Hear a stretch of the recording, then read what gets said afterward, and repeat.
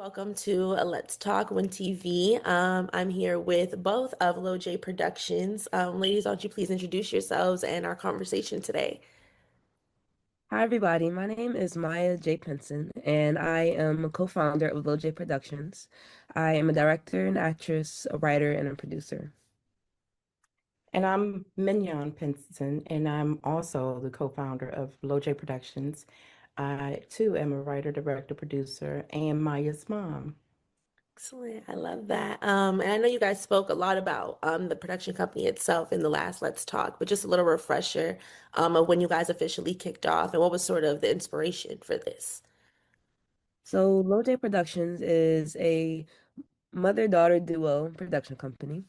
My mom and I run it, and we it was founded in 2020, and my mom has had decades of show business experience. And personally, growing up, I was more so interested in athletics. And then once I got to be like around the age of 10 or 11, I started to become a little bit more interested in acting. So from around 10 or 11 until for about 5 or 6 years, I was mostly interested in acting. But as I got closer to the age of 16, I started noticing that I was more interested in things that were taking place behind the camera. So when I was 16 years old, the whole world was shut down for quarantine because of COVID. And that put a lot of free times on our hand. So one day I just said, Mom, I want to make my own movie.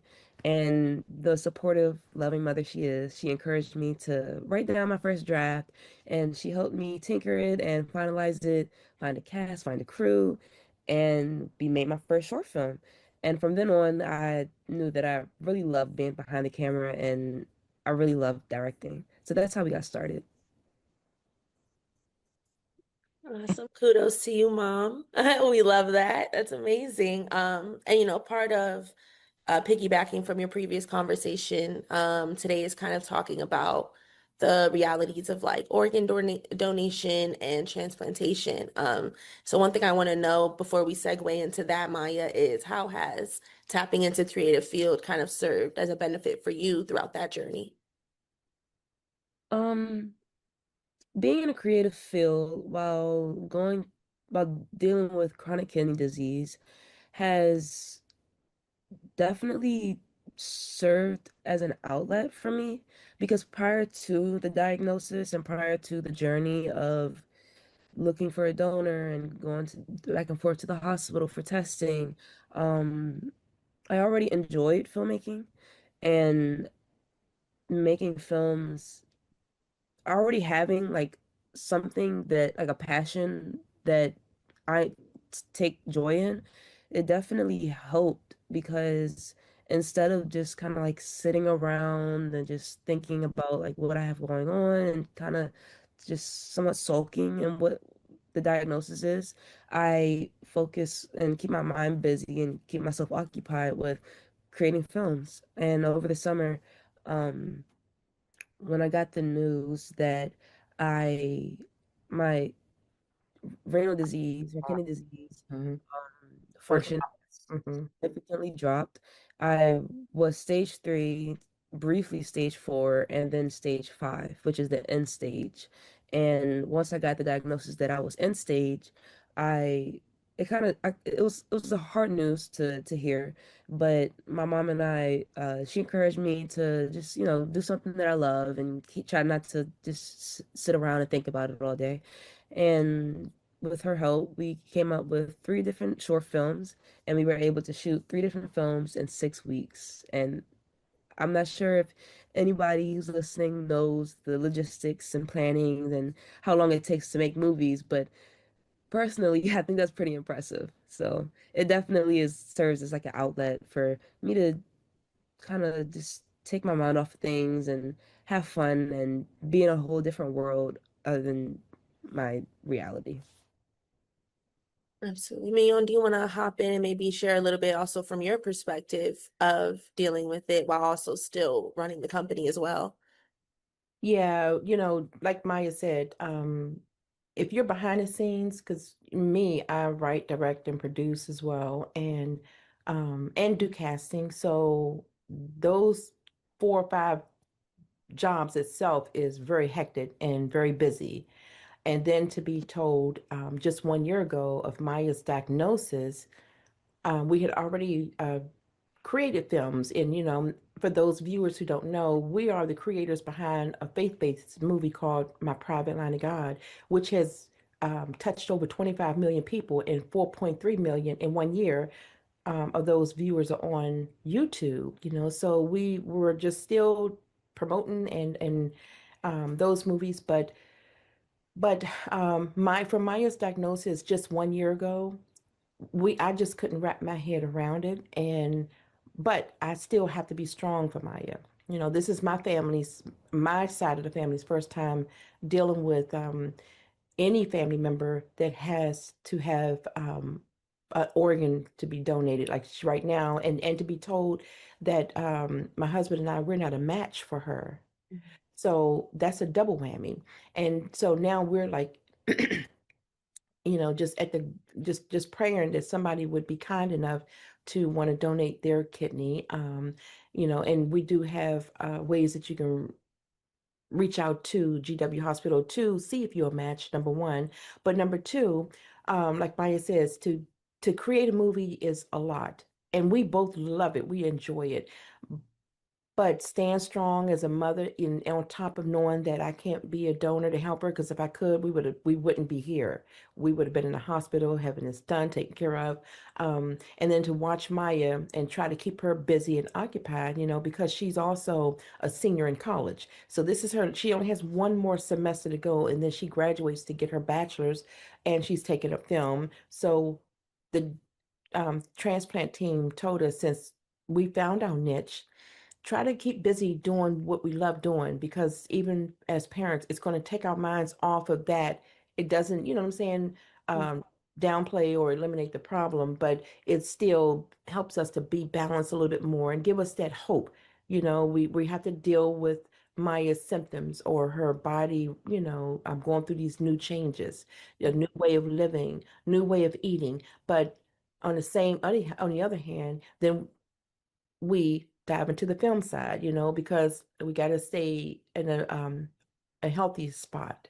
Absolutely. And it really helped a lot too, while we were on set, just just me, it's just a joy to watch Maya work anyway. And I love working with her, but it's a joy watching her work. And but and if I could be honest, this summer watching her on set, none of the actors knew, and a lot of the actors that work with us, they know us, but they didn't know either. So you can only imagine how I was feeling, sitting on set watching my baby work, knowing that we're faced with kidney failure.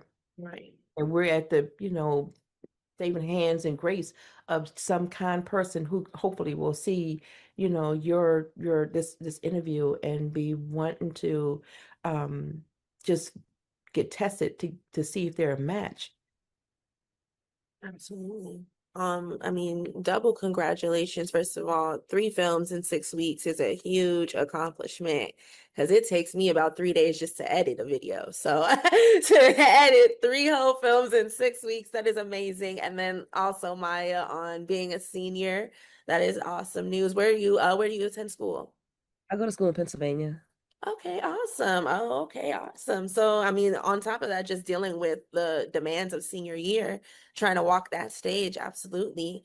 So, one thing that I wasn't really aware that there was really a difference in terms of benefits, maybe you guys could share a little bit of light, is maybe the advantages from a living donor versus a deceased donor. Would you mind talking a little bit about that for our audience? So the advantage of being a living donor has a lot of perks and benefits to it. Number one, you get to see, 9 times out of 10, you get to see the person that you're donating and you're saving their life because you're still alive. Number two, you're going to get like a clean bill of health because the process is just phenomenal. They're really going into, you have to be healthy, and they send you through all these tests to get tested. So you're going to get the clean bill of health, especially if you haven't been to the doctor in a while. And if you are a match, then that means you've gone through the whole process of having your blood tested and all these other tests, and you're being told that you are healthy because you can only be healthy to donate. Number two. Number three, the most important thing is what we've learned was during the transplant meeting was for the donors, whether you work or don't work, whether you have insurance or don't have insurance, you don't pay for any of that from your blood work to the surgery. Maya's insurance pays for it. So that's a huge plus for, and we definitely are trying to get that out there because now that we're going through this, we've been educating people and sharing with people, and people are saying, I didn't know that we don't pay for it, and they have that's the law, and they have that in place because you may have a lot of people who have lost their jobs or who have time on their hands who don't have insurance. So we trying to get that out there as much as we can. You're not paying for it. The recipient insurance is paying for it, number one. So that's a plus. And number two, because you're healthy enough to donate, you're only in the hospital, if all goes well, only for a couple of days. The donor, Maya, on the other hand, will be in the hospital for 7 to 10 days. Mhm. Easy.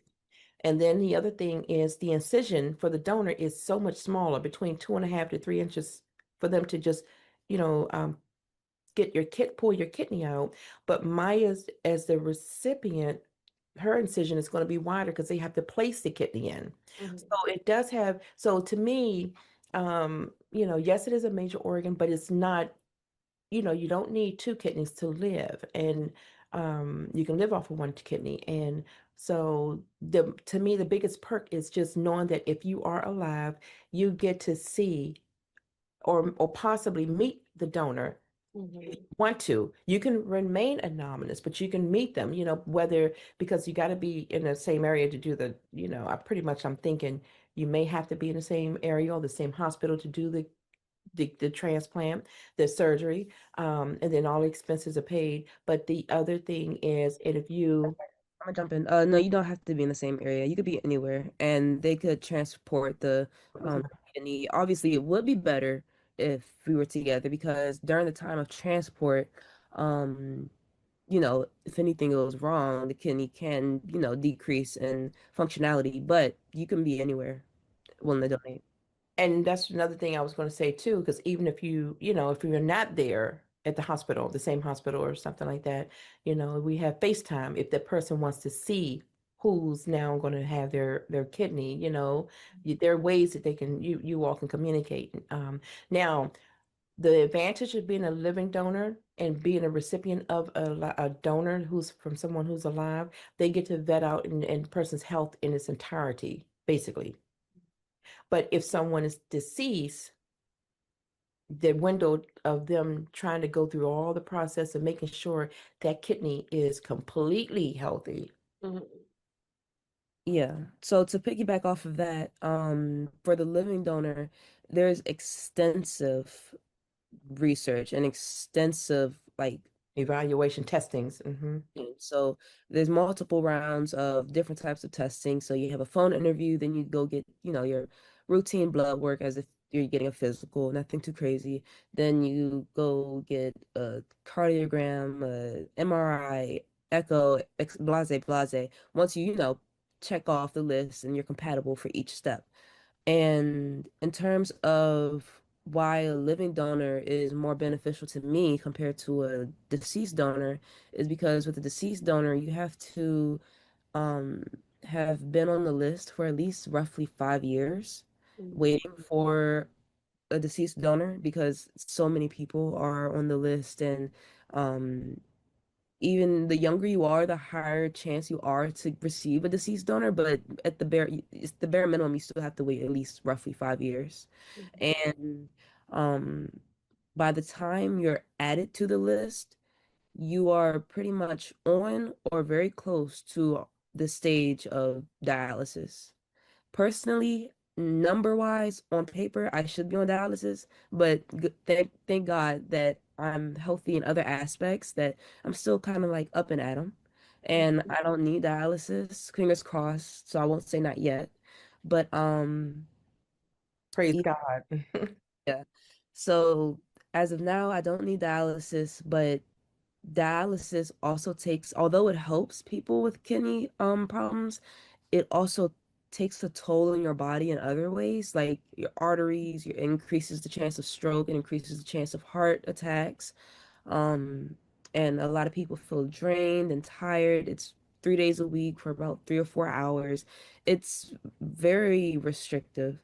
So receiving a living donor kidney, in terms of like how it will benefit me, it is a shorter wait time, um, when and it we can actually plan out when the transplant and when the surgery takes place.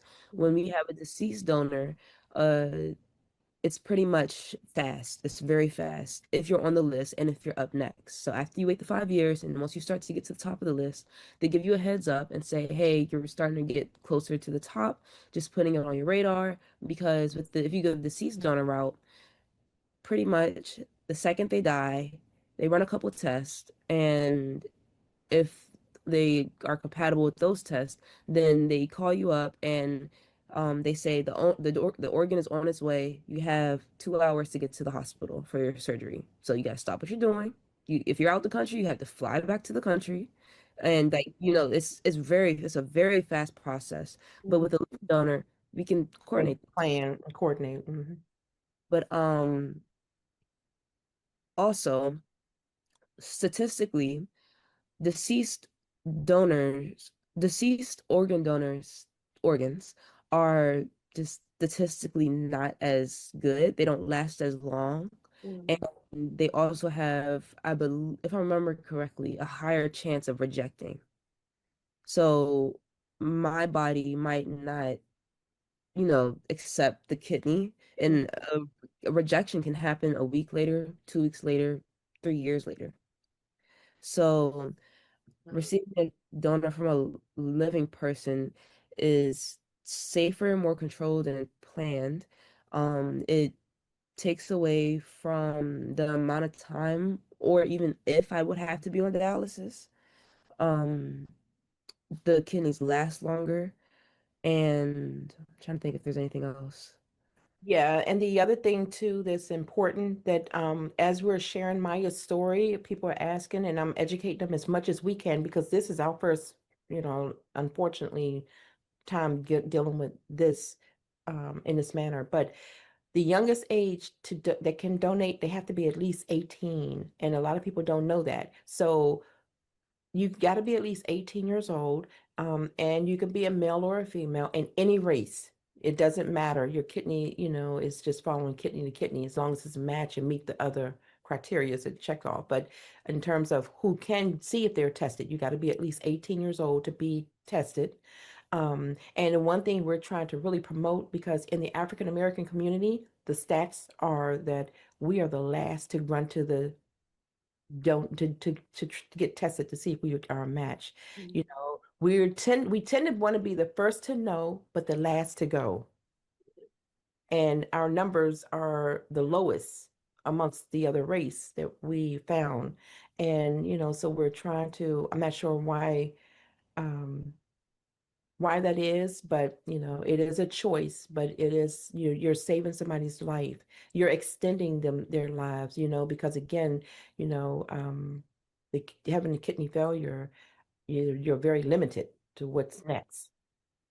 So, but the main thing we need is, even if it's not Maya, find somebody that you can donate to. And if somebody feel like they don't want to go through the surgery because they're afraid to go through the surgery, or they feel like they don't want to, donate while they're living, sign up to be a donor on your license. So when you pass, because you may save somebody's life or give somebody else another 5 to 6 more years or 10 years of life just by donating even upon death. So Oh, a just fun fact about signing up to be a deceased donor on your license. Um, they don't just take one organ. You don't identify, oh, I only want to give my liver or I only want to give my kidney. You're saving multiple lives just by dying. I know that sounds kind of crazy, No. but when you're a deceased donor and you sign up to do that, then you're saving multiple lives. They're taking multiple things from you, so that's a plus. And so another thing that I want to share with the audience, um, we spoke with someone at the Kidney Foundation, and they were saying that a lot of so this is something that's so important. Two things. One, they did tell us that if a female wants to donate and she hadn't had kids yet, that's no problem. As long as she's healthy enough to donate, she can donate one kidney and still have kids. So my dear friend, my very close friend in Ohio, when she was 24, at the time at 24, she had already had two kids and she was married and she still is married. She's in her upper 50s, but they had two kids and her dad needed a kidney at 24. So two kids before 24. At 24, she donated her kidney to her dad. Then by the time she turned 30 with one kidney, she had three more kids. So she has five kids. None of them have kidney issues. She still doesn't have kidney issues. She's still living off of one kidney. Um, and she's in her 50s and said it's not as bad as people think. But so I want to share that too, because for females, you can still have kids if you donate a kidney. So that's the living, and she says she will be more than happy to share that or talk about that if we need her to, but she's a living testimony for that part right there. Uh, Mhm. but yeah, so it's it's a journey that nobody wants to deal with. Nobody wants to, but we have to deal with it because there's so many people that need kidneys, even younger children and college kids. There are more and more younger people that's in need of kidneys, but yeah. Well, you both raise very critical points, I think, that I want to kind of circle back to with questions. The first being that even in your entirety of both of your responses, just providing so much information, you highlight the importance of health literacy and just knowing the facts and the information when it comes to dealing with these issues. I want to ask specifically how important was health literacy in your own journey of just knowing when maybe to recognize the signs of kidney failure or knowing when, okay, it's time to take action and maybe go to a doctor or this, that, and the third. What was that experience like for you, if either of you want to touch on it? Well, personally, I was caught blindsided by this. I didn't have any symptoms. Like with stage three, most people, I'm not sure if it's most people or maybe it's just because I'm young, but I was diagnosed at 20 years old Mm, and I'm 21 now, but I was diagnosed at 20 years old with stage three and I had no symptoms. mm, Uh, I was home for break. It was like a summer break. After finishing my junior year. Oh, I'm sorry, after finishing my sophomore year of college, and I went to my primary care physician, went for a routine physical, and everything was fine until I it was time for the urine, the peeing in the cup process. mm, And they noticed that my body was um a lot of protein was coming out. And your body's supposed to keep the protein in and circulate it through your body. But so it turns out that I had something called proteinuria, and that kind of plays hand in hand with kidney failure. mm, And your kidneys are supposed to filter out all the toxins through your bladder and stuff like that and keep in all the healthy stuff. But protein was slipping through mm, my kidneys. So I have the specific type of kidney disease I have is called ESRD, and that's pretty much proteinuria. mm, Uh, and that's how I found out that I had um kidney failure. So, as a personal testament, if you're like early stage or don't even if you don't have any symptoms, it's still important to go to the doctor and get your annual physical because there are so many things that can be going on with your body that you don't even know. right. And that's the point of the physical, so they can monitor you, notice any changes, and catch something before it gets too worse, too bad. So yeah, but if you are experiencing some symptoms, I heard that some symptoms can be swelling of the ankles, uh, extreme like increase or decrease of urination every day. I know that a sign of proteinuria specifically is if your urine has a lot of fizz or bubbles, like when you pour a glass of champagne and there's fizz and bubbles at the top. If it's that in your urine, then that's protein. Pretty much, for the most part, that's protein coming out in your urine. So that's another thing that you can look out for. Um, Shortness of breath, pain in your chest. I know that kidney disease can cause high blood pressure, or high blood pressure can also cause kidney disease. So if you have one or the other, kind of keep an eye out and just keep it on your radar. But yeah, personally, I didn't have any symptoms, but those are some symptoms you can look out for. So I guess the most proactive tip is really just going to the doctor and Yeah. being on top of your Oh, health. Yeah. so like my girls, they never missed appointments. Mm, Growing up, I'm that mom who takes them to all of the appointments. I don't cancel, we don't miss, and then I catch up 2 years later. So she's gone to the doctors for her physical every year. mhm. But to me, just like what Maya said, everything is important, what she just now said. But to me, now knowing what Maya has gone through, I started following certain people who like health who's is really into health, and they have been putting it out there. You gotta know your numbers, and now I see why. But you gotta know your numbers and how to read your own blood work, because the doctors are not telling people until they're stage 3. So my mom is also faced with kidney disease, Mm, chronic kidney.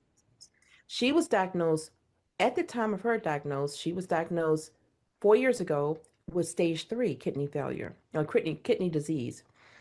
So twice a year, I take my mom because I'm her caregiver as well. So I take my mom to the doctor for her. They're monitoring her. So she has to go twice a year. They do her blood work and see where she's at. But twice a year, they've been monitoring her kidneys. Hers been at a stage 3 for 4 years so far. And when Maya was first diagnosed at stage 3 again, a different doctor told us it's stage 3. So and I said to Maya, after we got over the initial shock that she's faced with stage 3 kidney disease, I said, well, maybe my mom, she calls her Nana. I said to Maya, I said, well, maybe, hope prayerfully, your kidneys will just sustain like Nana's did for many years. Because my mom is an elderly woman, but maybe yours would just hold off because this was her last school year. But unfortunately, Maya's kidney um, took a turn for the worse much faster. So hers kidneys, she's in a worse situation than my mom's is right now. But one of the things that I have, after hearing people, and then I'll never forget, like 3 or 4 of the people told me they just got word that they're at the stage 3. So why doctors are telling people at the stage 3, I don't know. But here's what I can share with you. When you get your blood work, go back and pull your blood work. If you've done blood work over the past couple years, go back and look at your blood work and look at your numbers at the EGFR numbers. Your EGFR numbers will tell you, or there's a chart on the National Kidney Foundation. There's a chart at all the kidney departments in every hospital. But those numbers will give you a chart, just like stage 1, 2, 3, 4 cancer. mhm, You have stage 1, 1, 2, 3, 4, 5 kidneys failures and kidney statuses. And so, like, for example, your kidney numbers at 90% or higher, very good. But 90% or higher, that's classified as stage 1 kidney disease. And then like 60% to 89, that's stage 2. So if your numbers fall in between 60 to 89, you're stage 2. So the doctors are not even going to be bothered with that. And that's the part I'm trying to get out there to people, because mhm, let's just say you drink sodas all day long, or you're doing things that could be damaging to your kidneys at stage 1. And if the doctors say, oh, your numbers, your EGFR numbers are dropping a little bit, then out of the 500 people who's drinking sodas all day long, 1 or 2 people may say, you know what, let me start cutting back on my sodas, unless they want complete failure, kidney failure. So, yeah, and stage 3, by the time they tell you, your numbers are between something like 45 to 59, or whatever. And if that's the case, what's next? mhm, You're going downhill, because that's one of the organs that they can't, it won't rejuvenate and heal itself, So, but again, try to look at your own numbers. The doctors generally are not telling people where their numbers are. So you have to do that now because the numbers out there, the charts out there. And if they're going by these chart numbers, then you have to go by the chart numbers and look to help yourself. That's going to help you see just where you're at, your mom's at, your kids at, like even with children. There are a lot of children that are experiencing kidney failure nowadays. Why? Not sure. But again, one of the things that I would do, again, if my kid is drinking, like every time you go to a McDonald's or other places, if they're drinking sodas, the one little thing that you could possibly do may help them Hmm. or sustain it a little bit longer. That's just my thought. I'm no doctor, but that's just my thought. Oh, you make a very fine point. Look at Sorry. it's called EGFR results. So look in your blood, just in your and your panel, you can look at that. And again, because a lot of people who heard Maya's story, some of my friends and strangers said, I want to get tested. And how could I get tested? Now that I know that number is important, so I'll tell them, look at your EGFR number. Again, I'll let people know I'm not a doctor, but look at your number. And if your number is over 90%, make the call. But if it's under 90, you're not probably, chances are, you're not going to be a donor. But this, without me telling them their diagnosis, you look at your numbers and then you ask your doctor about that. That's my answer to everybody because I don't want to alarm people and scare people. But all I know is Maya fell in the same number range as stage three. My mom wasn't told until she was a stage three. Several other people. Matter of fact, I was at an event this past Saturday, and the lady who I know very well, she was at the same event, and she poured her story out to me and said she just found out that a family member was diagnosed with stage three. So you see, I don't know what it is about the stage three, but if it means something to you to try to see what you can do to tweak it, Yes, absolutely. dialysis is not that is a way, but finding out early on is another way to prevent or to do what you. And then one more thing, just being proactive. Um, Kidney failure can happen multiple different ways. But personally, with my kidney disease, ESRD, mine is genetic. So once I got the diagnosis, I had a biopsy, I had an ultrasound, I had blood work, I had genetic testing because we were trying to figure out what caused it. And once we and nothing was being flagged in anything until we did genetic testing. And so it was basically, long story short, I have the alleles. I have two alleles, which kind of ultimately meant that I was going to inevitably at some point in my life deal with this. Mhm. So also genetic testing. Um, if you're interested in figuring out where you're kind of like falling short in certain categories or whatever the case may be, even not just with kidney failure. It could be with any like type of diseases or anything. I recommend going to get genetic testing and not family history and figuring out what race you are, but actual genetic testing to seeing what your genetic makeup is and seeing if you have any illnesses or dormant problems that could arise in the future or that you could pass down to your kids as well. So, and Yeah. then also, yeah, some things, sometimes it can be caused by high blood pressure. Sometimes it can be caused by food that you're eating. But Mhm. yeah, personally, it was genetics. So I also encourage people to go get genetic testing as soon as they can so that they could at least have an idea of what to possibly expect and maybe try their best to prolong and avoid. But yeah. Thank you. No, excellent point. Thank you both. We have 2 minutes left for this meeting, and my last question that I just want to ask, if you both can briefly share, what would you like to see change, in the organ donation and transplantation system, particularly as it pertains to the Black community? Well, yeah, like my mom said, statistically, African American people are pretty much one of the lower ranking in terms of them going to go see if they can donate. And um, I mean, we gotta help our community, we have to give back to each other. And I would just like to see more. of us looking to help each other. And that's one instance I'm on the same page too, and again, even if it's not a stranger, like Maya would be a stranger to a lot of people who might want to get tested or family and friends. Um, but the other thing is, since Maya has always been very, very healthy, and just like a lot of other, individuals who are going through kidney disease, but there's so many ways that we can give. So here's a couple things. Since Maya has this kidney disease, and kidney failure, she went from no medication to six medication. So out of pocket, we're paying, like, now this new bill so far is up to $400 per month. So we do have a GoFundMe account. If anybody wants to give, there's some people who are giving $5, and and I'm so touched by that, because every dollar or $5 help. But then you have so many other people who's not even parting ways with a dollar or two. And so find that person, even if it's not Maya, find that person that you can help out, because these none of us, I always say this, none of us know which card we're pulling out of our health deck when we get older, where we're going to need somebody else's help.